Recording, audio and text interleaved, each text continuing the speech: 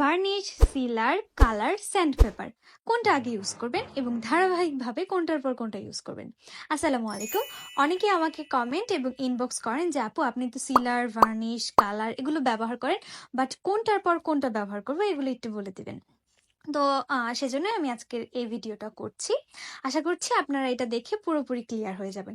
তো প্রথমেই আপনারা তো একটা প্রোডাক্ট মোল্ড আউট করবেন, তারপর আপনারা একটা সেন্ট পেপার মানে হচ্ছে শিরিষ কাগজ দিয়ে এটাকে ভালোভাবে ফিনিশিং দিবেন। যে জায়গাগুলো একটু এবড়ো থেবড়ো সেগুলো আপনারা এটা দিয়ে ঘষে ক্লিয়ার করে নিতে পারবেন। অ্যান্ড তারপর আপনারা সিলার ব্যবহার করবেন।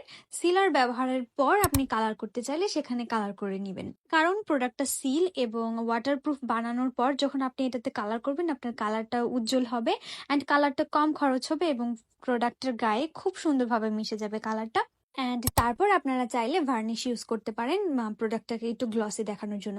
তবে হ্যাঁ, আরেকটা কথা, যদি আপনারা মিক্সচারের সাথেই কালারটা দিয়ে মানে প্রোডাক্টটাকে কালারফুল বানিয়ে নেন তাহলে আপনারা ডিরেক্ট এখানে ভার্নিশ ইউজ করবেন, অথবা যে ট্রান্সপারেন্ট গ্লস সিলারটা আছে সেটা ইউজ করতে পারেন।